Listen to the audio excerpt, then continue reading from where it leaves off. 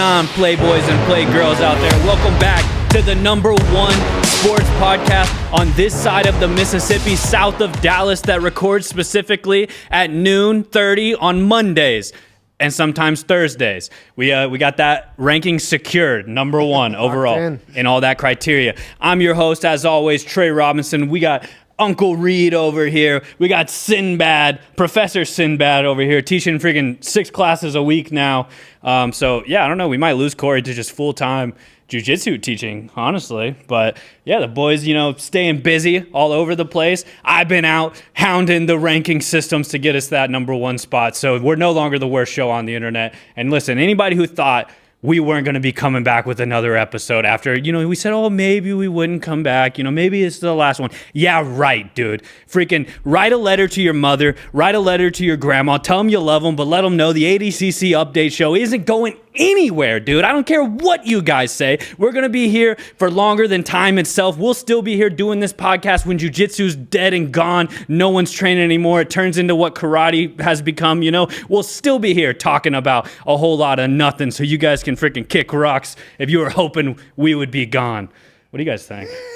Trey's ready to go today. Been watching a lot of pro wrestling recently? Been watching a lot of 1990s Stone Cold and The Rock. I have, dude, and that's the bottom line. Why? Because Stone Cold said so. A little bit of that action. Yeah, no, actually, I've been watching a lot of Sopranos lately, so I've been working on my hand movements. You guys, you come at me, a lot of that. So been getting my hand movement down. But we did watch a lot of 90s WWE for a while there. We did, yeah. We had a good thing going there where we that was sick. Went back, synced up in I think 1997 WWE Raw is War, where the Rock had just taken over the Nation of Domination. They just kicked Farouk out. They jumped Farouk, kind of named The Rock. Him out. Yep. That was a good time. So it was what, 97 or something? Literally 97, yeah. The year I was born. Okay, yeah. So that was some good TV. Born in the Attitude Era. Exactly. Yep. That's how you know. I'm a product of the Attitude Era, brother. That's how you know. But yeah, so I guess we could talk a little bit about ADCC and jiu-jitsu, Yeah. Still buzzing off of it, still coming down, still watching all the stuff that I, missed during the live event. It's hard to keep an eye on every single match. For sure. Definitely just a lot to go through. There's so much going on at ADCC. Obviously, it's only 3 mats, but it's just like you're in a constant pressure cooker of just chaos and, freaking flames shooting up over here and somebody getting submitted over here. And, who knows? It's just nonstop action all around. And so it's hard to kind of hone in on everything that goes down. Like just today, or right before this, I just pulled up Dorian versus Gerbeg just for fun because I was I never actually got to see this match. Yeah. I heard people ran over and they were like, Dorian lost to Gerbeg, all this stuff. But then I went back and actually watched it, and such a sick match. So I feel like that's just kind of what ADCC is. It's this place where it births so much amazing jiu-jitsu and so many great moments in the jiu-jitsu world. But then you kind of have to go back and there's a process of uncovering all of the gyms and everything. So in these post-ADCC you want to know real quick? Yeah. What I was watching? Yeah, sure. Just real quick. Pretty Little Liars, dude. You freaking ran it back for your 5th time. What? Weirdo, dude. No. This dude loves Pretty Little Liars, bro. Don't let him tell you differently. Okay, never seen it, but... yeah, right. No, I was saying that, I kind of maybe sneaky missed first go around, but I've been trying to kind of get into the takedowns from the tournament. And Elijah Dorsey there kind of sneaky had a really, really good tournament. Had a bunch of good takedowns. And most takedowns of the tournament, right? I saw BJJ Heroes dropped an article. Yeah, it sounds right. He definitely hit at least 2 or 3 on JT, which is always impressive, I think when you can take down JT. But Elijah, had a bunch of good takedowns and stuff. So he kind of sneaky had some really good matches in there too, How did he beat Dante?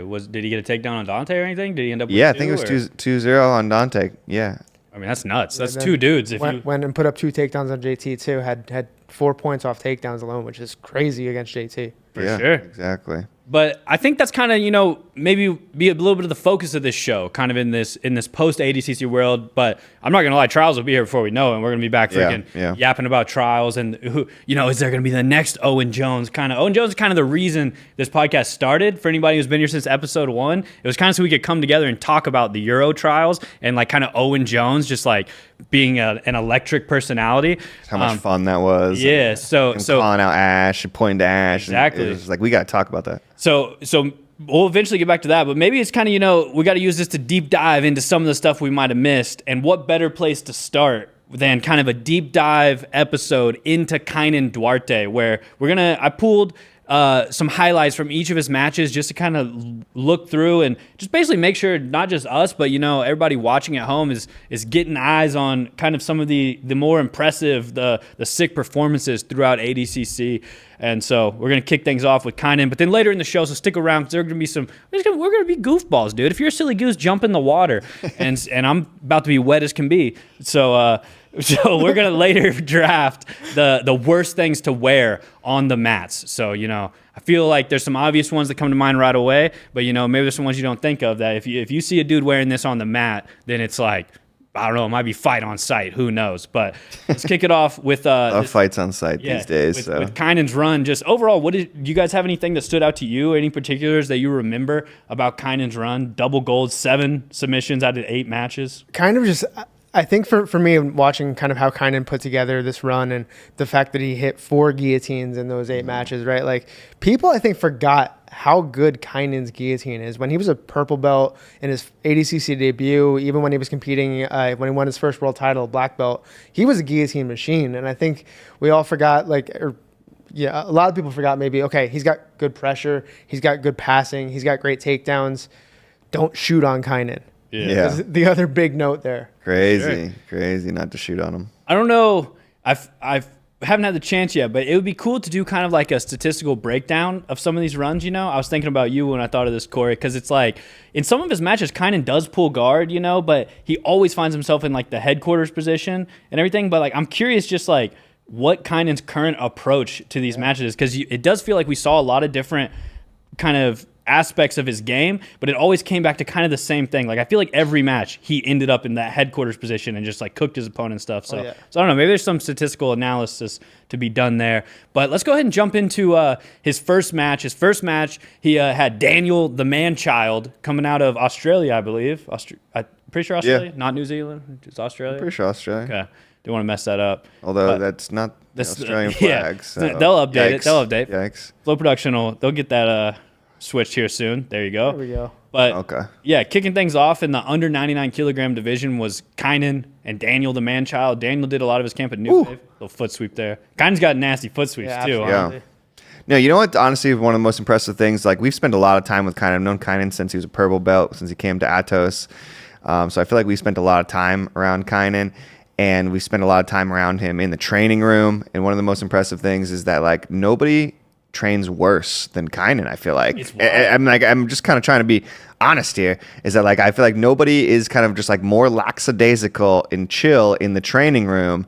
And then so like to see him come out and be so aggressive and just like fire off 7 out of 8 submissions, it might be one of the most impressive things here. I remember Josh Hinger said it in an interview that I think you did, where he called him the ultimate show pony, and I've just kind of always used that since I heard Josh Hinger say that, because it is just so true. Like, kind of takes it easy in training. Show pony. He does not go hard in training. I'm sure he does.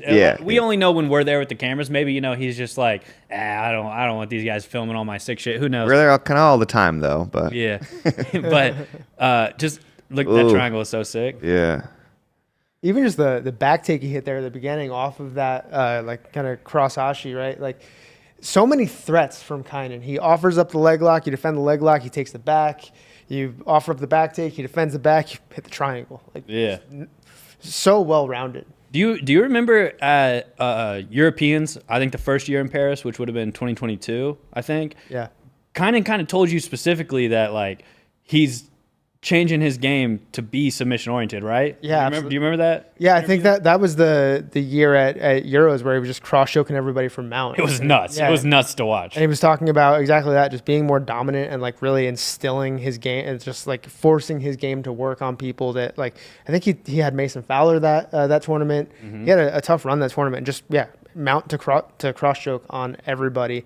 And just when Kaynan wants it and when he wants to show off how sick his submissions are, he had some of the coolest submissions of the tournament. Yeah, I like Kaynan obviously unreal at all aspects of jiu-jitsu, but like positionally and everything, like got to be one of the best. Like tippity top of the mountaintop, and he's only halfway there, So I'm just kidding.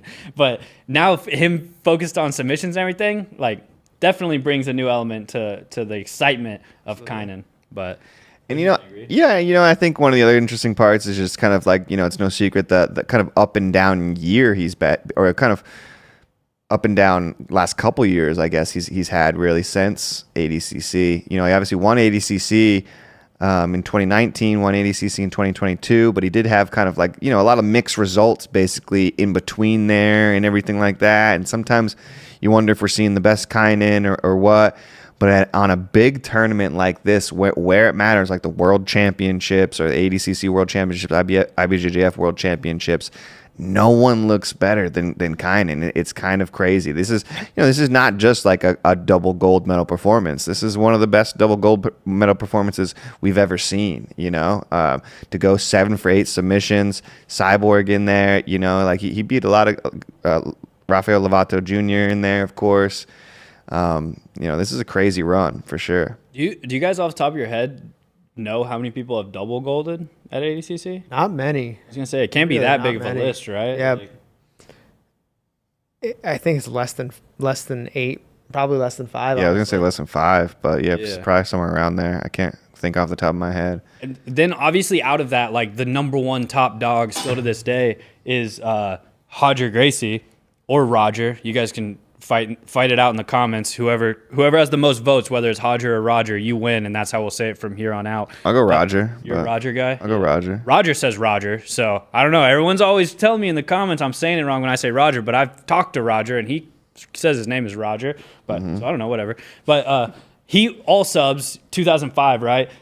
8 submissions total, double gold. So he would obviously be the number one. That's the best performance ever. And then I think number 2, as far as I know, 7 of 8 submissions, got to be Kaynan, right? Yeah. Like, I mean, I think Shanji and Braulio both, I believe, have double gold performances that were pretty impressive.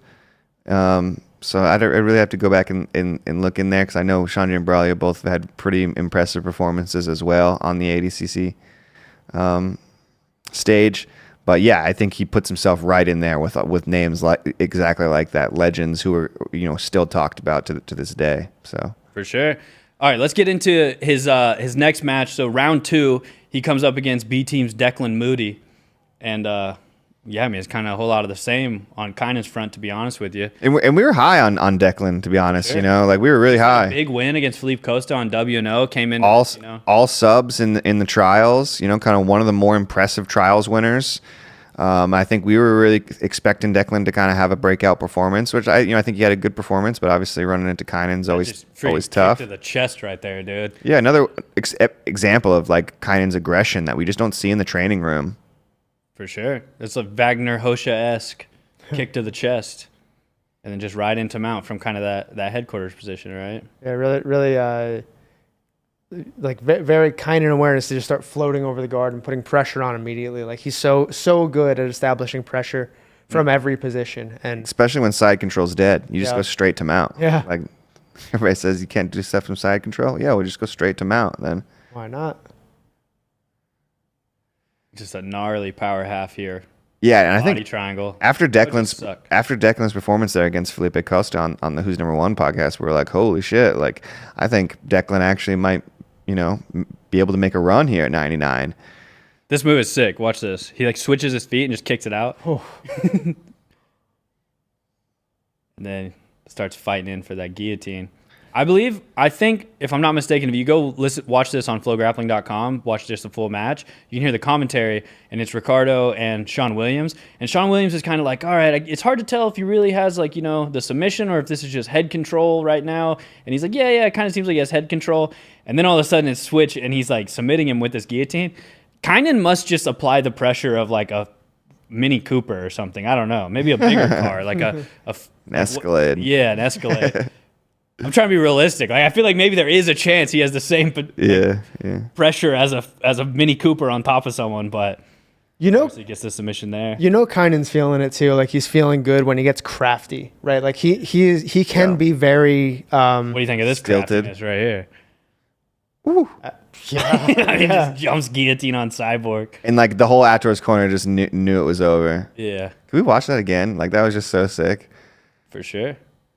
Yeah, the double guillotine. Like, guillotines are so cool. I love guillotines. You just grab their neck and choke them. Like, for as complicated and just kind of like technique based. Everybody wants to make jujitsu, and this, like, you just grab their neck and choke them. That's what you do in a guillotine, and it's just so sick that it works in the absolute final. I know this isn't the absolute final, but yeah, this is day one or first match of day 2, third round for Kaynan. So this is the semis in his weight division. But yeah, that's nuts. Yeah, why mess around? Just get a hold of the neck. Yeah, exactly. There's so many intricate guard passes and intricate leg entanglements, but like also you could just grab him by the neck. Yeah, dude, you can freaking Dustin Poirier on Don't be silly, jump the gilly. Yeah. You were kind of mentioning the craftiness. Yeah, when he's kind of playing it safe, he can be very systematic and just get to headquarters, pass the guard, get to side control, get to mat, and just like very step by step. But watching that trip like we saw in that second match, like, okay, when he's playing around and just trying stuff out, it's going to be a dangerous Kaynan. For sure, dude. And even like a big part of our job is kind of like picking up people when they come off the mats, and like trying to get cool footage in between the matches itself. And in those moments, I felt like with Kaynan, like, I felt like he was having fun. He was kind of like saying cool little lines to the camera. He's like, oh, another one down, like, hopefully we can keep doing them like that. Just like in a good place, having a good time. And I think what you're saying is true. Like, a Kaynan who's having fun, kind of just like, throwing out sick shit and making it happen is like a hard Kaynan to beat for sure. What do you think, Reed? Yeah, absolutely. Definitely seemed like he was in his element this weekend. I feel like the tournaments do kind of lend themselves to Kaynan style a little bit more. He's able to kind of get in a groove and build on the groove, build on that, and keep building, rather than like a super fight environment where maybe the pressure is a lot, or et cetera, whatever it is. But Kaynan was fun to watch this weekend for sure. He threw out a lot of fun stuff. He was throwing stuff. He was doing crazy stuff. He wasn't playing, super reserved. Mm-hmm. He played guard. He played on top. So letting it rip. All right, let's jump into the final here for the weight division. We got Rafael Lovato Jr., legend of the sport, going up against Kaynan, a dude who's kind of solidifying his legend right now in the midst of his career. But these guys ever fought before? They must have, right? I feel like they must have, but can't think of it off the top of my head. Yeah, ADCC 2022 semifinal. Oh, okay, it was an ADCC semifinal. That's right. Gotcha. Yeah. Lovato's a big dude, bro. I feel like we say this a lot, but I don't know. Like, seeing him next to Kaynan, you kind of forget how huge Lovato is. Yeah, he's got those big hands, big feet. Like, he's running the double. Yeah, guillotines might really work on Cyborg too, just because how big his head is too. For real, like, it's like if you lock your hands around him. Yeah, it's like not slipping out. It's kind How of the could he perfect get his submission. head out? Yeah. Lovato's head not as doesn't have that shape, so might be a little harder.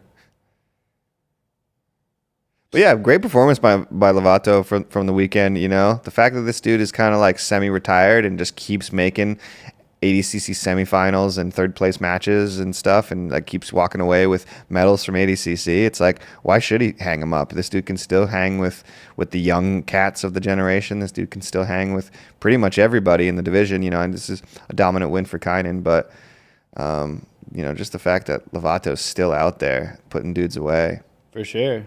I mean, it's an incredible thing to walk away with an ADCC silver medal. Obviously, I know like Lovato wanted gold and everything, but this was just Kainan's day, dude. Like, I don't know. It just became more and more apparent as it went on, and just like we pulled just the highlights, but like the stuff I had to cut out of those little highlights of each match is him just like cooking everyone. Like there wasn't a single match in his division where he like seemed to be at risk at all. Now there is in the absolute, and I included it to give nod to that one. We'll get to that after this, but in his division, yeah, he was just cooking everybody. And it's always cool to see, like, Davi Ramos out there and Vinny Magalhães, these kind of OG Brazilian legends. But we take it for granted that we got this OG, American legend, Rafael Lovato, here too. Just for context, Lovato's Lovato's IBJJF world title, I think it was 2009 or something like that, right?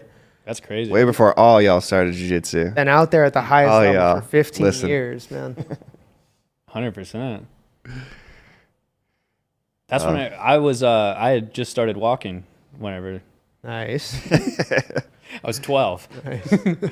No, but so yeah, you don't want Kaynan on your back. That's for sure. Just the sub there goes 4 for 4 in his division. And just a super dominant, division run there. 100%. Man, like it's crazy how dominant of a division that was for him. Does Kaynan just have the best pressure in jiu-jitsu?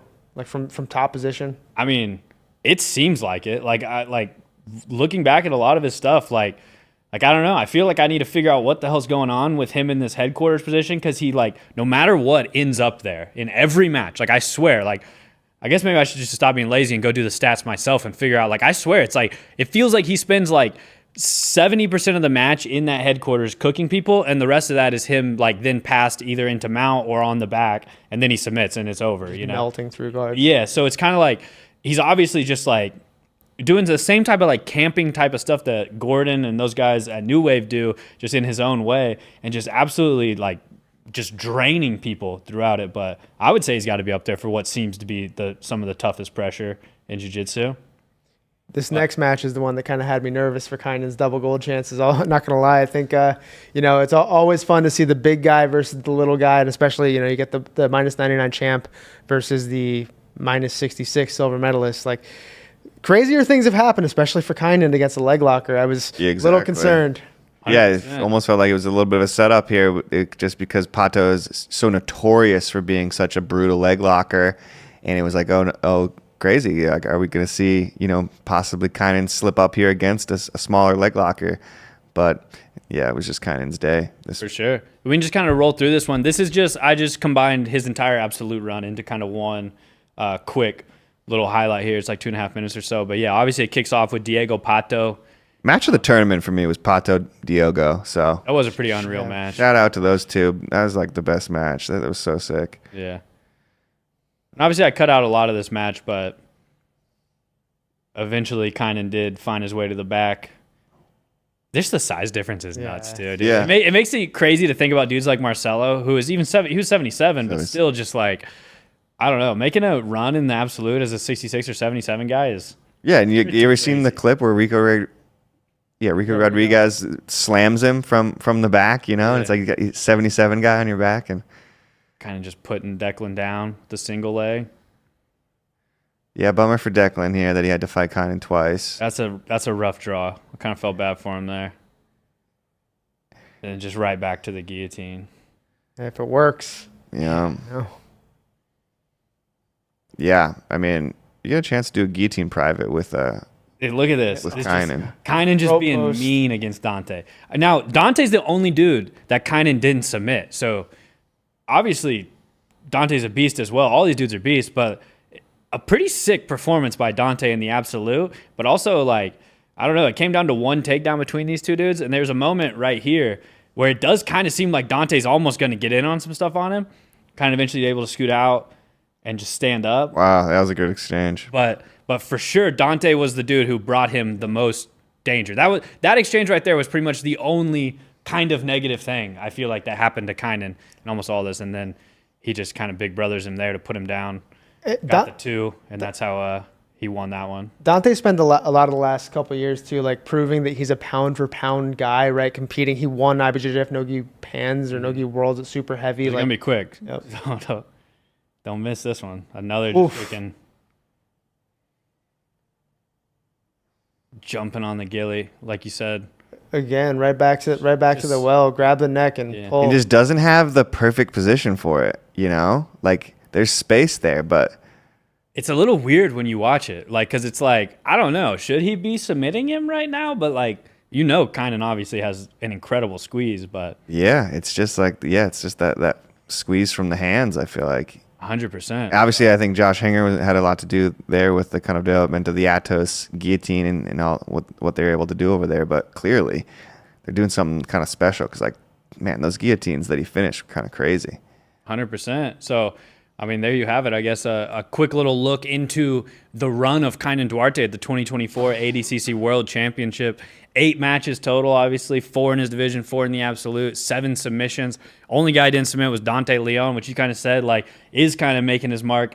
Dante's making his mark as, like, a pound-for-pound guy. Throw the weight class out the window, huh? He's done a bunch of absolute GPs. He won super heavy at Nogi. I think it was Nogi Pans. Yeah, it was Nogi Pants. And just fighting Devontae, right? Really hanging in there with just some of the biggest guys out there. Another kind of quick thing on Dante, just because I thought it was worth calling out. 2019 ADCC debut, takes 4th.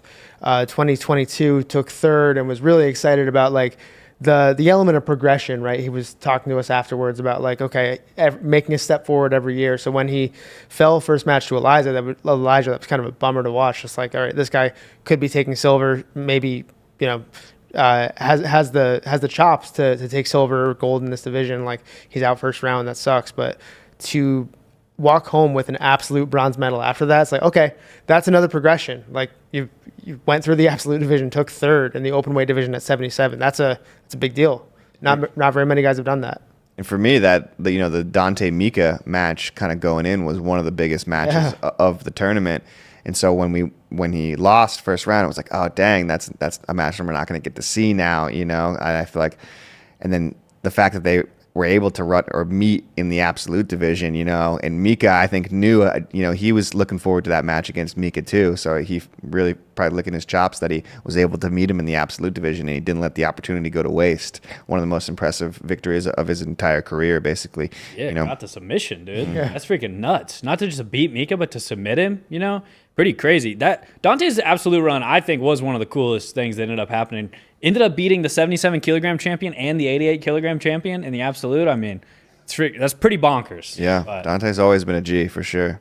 But yeah, so cool taking a little look into Kaynan's run and everything. But you guys, want to get into this draft next? Freaking everybody, shake it out real quick. Get loose for this freaking draft. But today we're gonna be drafting the worst things to wear on the mat. So there's some written and unwritten rules in jiu-jitsu of what you do and don't wear whenever you step onto the mats. The mats are a sacred place, of course. You don't want to disrespect the mats, but sometimes it happens. Sometimes it's blatant disrespect, and sometimes it's just, it's like, all right, I'm putting a little extra French on this submission on this guy for freaking wearing that, or like, you come at somebody, you got to come a little extra hard because of what they're wearing. So we're going to draft the worst things to wear on the mats. We'll do a snake format. There's 3 of us. We'll do 4 rounds total. So how do you guys want to figure out who gets to draft first? The draft order. A little Rochambeau? Sure. All right, we'll do rock, paper, scissors, shoot. Odd man out gets his pick. You okay over there, dude? Yeah. Zoom in on Reed. Look how stiff this guy looks right now. He's looking around like this. Like I'm chill, bro. I'm hanging out. All right. Are you ready? We'll do rock, paper, scissors, shoot. Okay, ready? Rock, paper, scissors, shoot. All right, Corey gets first pick, and then whoever wins. It's odd man out. We're 2. We do 3-way Rochambeau. Okay, gotcha. All right, ready? Rock, paper, scissors, shoot. All right, I get last choice. So what position do you want in the draft? First. All right, Corey first. Reed, what position you want? Second, I got 3rd. All right, boys. I got to get my laptop out so I can mark this down. Wait, what? I got to write it down. You do? So that we could post it and the people can decide who won. All right. So 1-1 draft, and this is snake format, so it's going to... We get it. Okay, I'm just making sure. You picked the worst position, so I don't know. All right, 1-1, Corey. Pretty easy pick. I think it's like just Valley Judo shorts or just spats. Yeah, I think that's a good pick. Basically, yeah, anytime someone isn't wearing real shorts. And now listen, we've brought up Ray a couple times. And Ray wears this every now and then. This dude comes in Valley Judo shorts? He wears like bike shorts. Just the bike shorts. Like just like short spandex. Just the compression shorts. Got it. That ain't it, bro. Put some shorts on. Put gi pants on. I don't know. There's a lot of good things to wear. We could draft a million good things to wear. And I agree with Corey. Valley Tudo shorts ain't it, dude. I'm not trying to see your business while I'm freaking getting smashed in north-south. All right, I'm taking shoes then. You got shoes on. It's not a good look. Yeah, shoes is kind of, for me, the obvious. That's like That's the number one. Yeah, that's the number one. Written on the Shoes. first rule of I'll every. take shoes. Yeah, literally signs on the mat all the time. No shoes on the mat. But, all right, so Valley Tudo shorts, shoes. What do you got? Oh, man, I didn't think past those two. Those are kind of my, those were my 1-2s right there. I'm going to say. Oh, sorry. You got the term back. Yeah. My bad. I'm going to say tuxedo rash guards or like any sort of weird gimmicky rash guard like that, but the tuxedo rash guard being the one. And now listen, I understand that a lot of people are going to be like, what the hell? What's wrong with the tuxedo rash guard? And there's nothing actually wrong with it. I just think it looks stupid. I'll be honest. Like, I think it's a no-go for me, you know? Like, doesn't look cool. I'm not a fan of tuxedo rash guard. What if it's your wedding day? If it's your wedding day, then like, don't come train.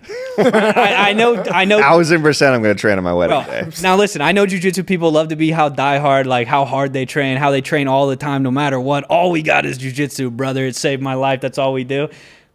Go be a part of your wedding day, bro. I don't know. Bachelor party, for sure you got to train. All right. But teach their own. Yeah. All right. Fair enough. I might get some hate. I don't know out of these takes, but you're young. I'm young. Yeah. Whatever. Tuxedo rash guards is a no-go. Next one for me, what not to wear. I'm honestly, this is another one that it's like, I might lose this draft. I don't know, but I'm going to say headgear. Like, honestly, don't wear headgear unless you're freaking have legitimately such severe cauliflower ear that it's like ruining your life, or like you are trying to tell people you're a wrestler. I think headgear is a weird move, dude. What are we doing in like a... You're for sure losing this draft. All right, whatever. Like things that are made to wear on the mats, we're not allowed to wear? Yeah, exactly. Bro, headgear? Dude, how many people really need to wear headgear? Like 5 total? And You should have said like an obnoxiously knobby headgear. I feel like some of those like the tornado headgear or like those obnoxiously knobby. It's hard plastic. The hard plastic. Yeah. Ones or whatever. Whereas like when you're in side control and you're like somebody's rubbing that like the tornado headgear into your head, you're like, bro, I let you pass my guard here. Now I'm not I have to kill you. All right, well, I just thought of another good one that I was in the same lane. Well, save it, bro. I am going to save it, and I'm going to infuriate the masses with this draft. But all right, let's go back to you, freaking professional drafter. I'm going wet socks. Wet socks. Wet socks. General. Socks in general, I'll take it, but wet socks specifically. If you got wet socks on, get off the mat. You got a lot of what people the hell wearing wet socks on the mat? No, but like sometimes when you're filming, sometimes like I'll leave my socks on or like in a haste or something like that, and then you're stepping around in sweaty puddles and stuff, and then you got wet socks, and then you're like, then I'm like, what am I doing on the mat with wet socks right now? This is the exact opposite place of where I want to be with transporting with staff socks. from side A to side B. Yeah, and it happens quick. It's like all of a sudden your socks are wet, and you're like, God damn it. So, but I like that's a pretty specific. It's not specific to us, but like I feel like we encounter it more often than the regular person, because it is like, oh shit, I got to go film Andre doing the intro to this Atos class real quick. It was like, you still got your socks on, and now I'm like caught up, and I'm like, do I walk over, take my socks off now? I just got socks on. Then it starts sweating, and you're like, I messed up. This was a dire mistake. But I feel like white belts sometimes will wear socks. I used to the first gym, especially in a cold gym environment, people will wear socks. Are you okay with that? What about freezing no. temperatures? Take them off? Yeah, you gotta take them off. Okay. I think hoodie under the gi is one of the coolest things to wear.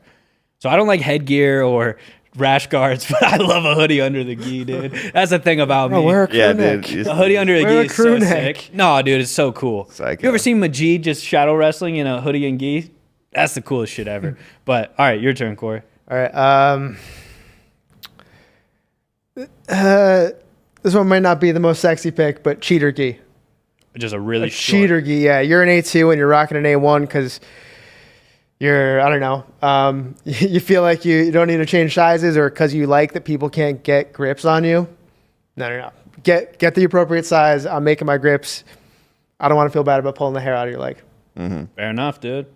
I got the turn pick too, huh? Yeah. Mm-hmm. What's okay? Your tuxedo rash guard pick. How far does that go? Is it just the tuxedo rash guard? I mean, we can talk it out, but Okay. I'm thinking anything Dragon Ball Z related. Dragon Ball Z G. Don't give me Shots fired. Shots fired. Yeah, Whoa. really. Whoa. don't give me a Vegeta rash guard. I don't want the Goku rash guard. That to me is yeah. I'm just gonna put Dragon Ball Z stuff. Just we'll let Corey be the Dragon Ball Z hater. If Hokage's not wearing it, Fabricio Andre's not wearing Dude, it. they're coming after you on this. No. Corey just saved me. Yeah. I'm a big Dragon Ball Z fan. I don't want to. Yeah. Dragon Ball Z rash guard. Something about it just makes me agitated. Not I don't know. for the adult class. Yeah, We're talking adult yeah. classes here. Kids wear whatever you want. It's Yeah. fine. Dude, I used to train with this dude. His name was Danger. Legitimately, his name was Danger, and he wore like No. I don't know. It was, bro. I don't know if his gi was supposed to be like Kill Bill inspired or like Bruce Lee inspired. I'm not sure which one, but it was basically like the same thing that. What's the main character of Kill Bill's name? Or she doesn't have a name, Doesn't have right? a name. Yeah, okay. The main character, the lady in Kill Bill, that yellow jumpsuit, he had that gi, and I don't know. I don't know how I feel about it, but you would have hated it. I got to show you a photo later. My buddy Everett, Biggie. Shout Bride. out to Biggie, the bride. Yeah. Yeah, the brand. Yeah. Trying to think. Rocking the yellow jumpsuit. Really? Yeah. Gi or just a yellow jumpsuit? Just a yellow jumpsuit. I was about to say, if you guys don't know Everett is the final boss you have to beat before you're allowed to leave the 5 boroughs. You know? You don't get to leave New York until you've conquered Everett, and no one leaves New York now. 'Cause Yeah. no one can conquer this guy. JT just keeps acquiring. Yeah. All right, Reed, what do you got for your third pick? My third pick. Dragon Ball Z stuff is off the table. All right, I guess I'm gonna throw out. I'll go chainmail on this. Chainmail. Dude, this is the one. There's this guy at Paragon who shows up with chainmail like every Thursday night. And I'm like, dude, take off the chainmail. Get it off the mats. No, I'm just kidding. There's nobody who wears chainmail, but that'd be a weird thing to reason. wear. Dude. That'd be a weird thing to wear on the mats. Chainmail. I'm honestly a huge fan of that pick. If someone showed up in chainmail, I would be pissed, dude. Yeah, I'd be like, imagine you have to roll somebody with chainmail. it would ruin the mats too, right? Yeah, it would Like, for definitely sure. mess up the mats. It would definitely like cause abrasions and whatnot to training partners. So like there might not be a worse thing to wear on the mats than chainmail. It could be the number one. Like if you could wear lasers, that might be worse. But Yeah. Also, don't wear a suit made of razor blades. yeah. Yeah, I'm gonna change my What pick are we doing? to suit made of razor blades. Yeah. So yeah, dude, chainmail is a tough one. I think that's deserving to be on the list. All right, my next pick, I'm gonna go a cup. You know, like personal protective equipment. Yeah, dude. I don't know. I know some people who wear a cup. Some of them work closely with us.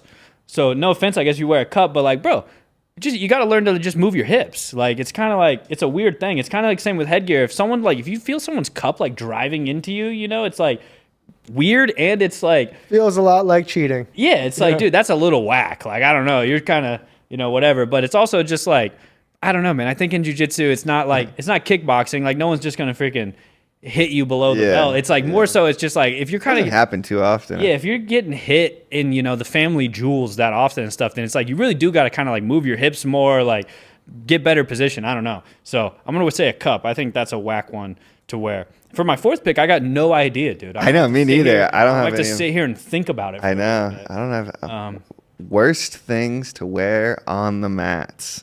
I mean, chainmail's already taken. Dragon Ball Z stuff already. Yeah. This is, I guess I'll talk through my last pick, but I don't know if I want to do it yet. One of the things I've had on my mind the whole time, the worst thing to wear on the mat, is like a very fancy or like bright or flamboyant gi in whatever way. Whether that's, like I love camo gis. Like one of my dreams is to buy a Krugen's camo gi from Krugen's himself. Like I dreams. talk about it all the time. It's just one day I hope to achieve that dream. But I get that there's an element where it's kind of one of the worst things to wear on the mat, specifically because, dude, you got to be a big dog. If you're going to rock a camo gi, if you're going to rock a freaking yellow gi or a, red, like some non-traditional colored gi or like fancy big design gi, it's like you kind of got to be that dude, You can't come in with a freaking $400 gi and have a $4 guard, you know what I mean? Like that's pretty whack. So I will consider it one of the worst things to wear on the mat. I'll say flamboyant gi. Is there a better word than flamboyant? I don't know. Loud gi. Loud gi. Yeah, I'll say loud gi. But I do love loud gis. I'm kind of into it, but it's also I get that it's like it comes with a price. There's a fine line though too. You know, it can be loud enough and not be too loud. You know, that's. But you know, yeah, you gotta keep the spirit of kind of wearing whatever you want alive. You know, in a strict kind of gi world out there. What color gi guys are you guys? What's your go-to color? White. White gi guy? White. Yeah, I like the white gis. The problem is they never stay white, right? Dirty boy.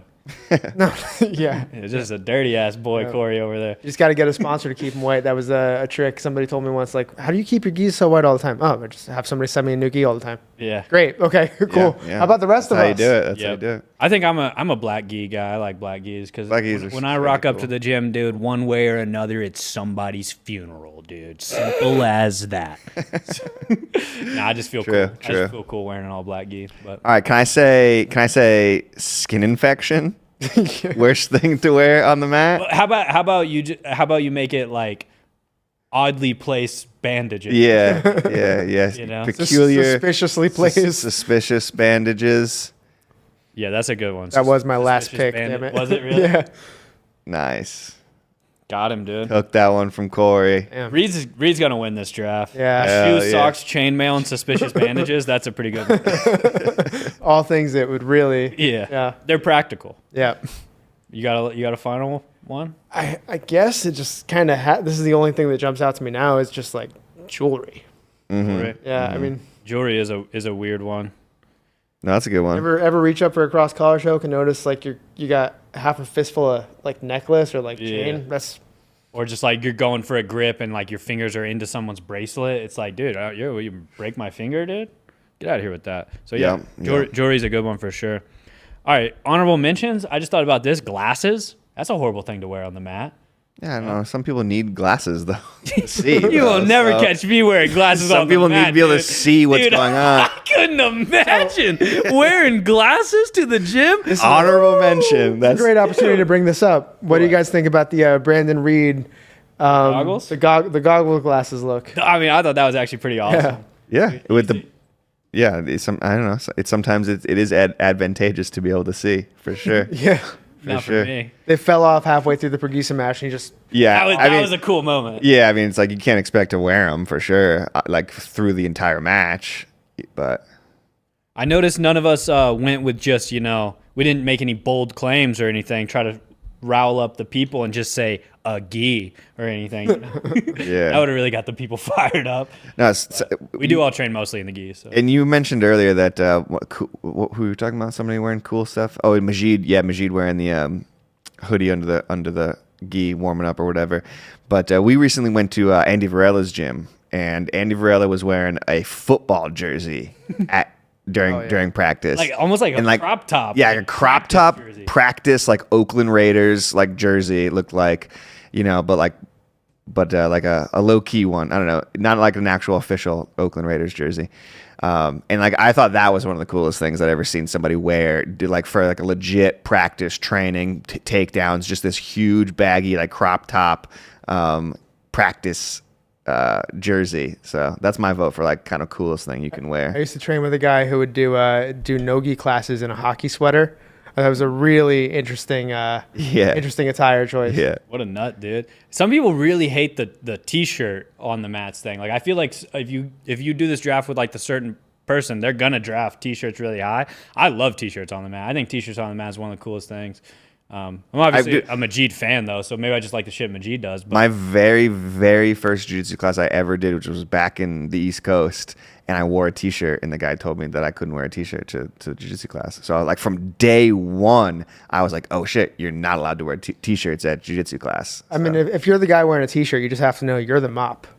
Like you're taking all the stuff off the mat that the rash guards aren't retaining. Yeah. Well, it was day one, a while ago. So it was like rash guards weren't like a big thing, and so it was just like I was like, I don't know, I just wear a t-shirt, right? And the guy was like, can't wear a t-shirt, and I was like, oh shit, I messed up on day one. Like, All right, I guess I'm taking this thing off then. Yeah, did you go shirtless? ADCC rounds? yeah, no, he made me change and gave me like a rash guard from the gym or something like that type of thing. Did you have to buy it? Did you get? I don't think I had to buy it, but I think that's good. I think he just kind of said like, yeah, here, I'll just give you this one, and you can wear this, but type of thing. But Nice. Did you smash him? no. Okay. No. All right. It was like really early on jiu-jitsu. I can't even remember. Like I didn't even do jiu-jitsu in the class, the very first one. Yeah. I don't know what I was doing. Missed another good pick.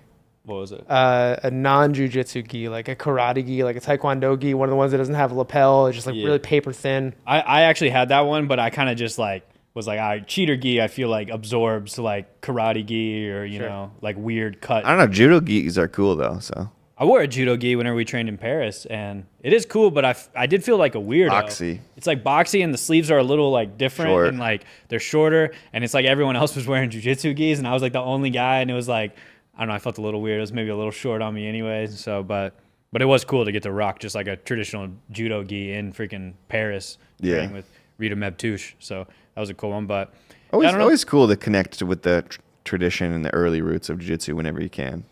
Certainly. In my opinion. Yeah.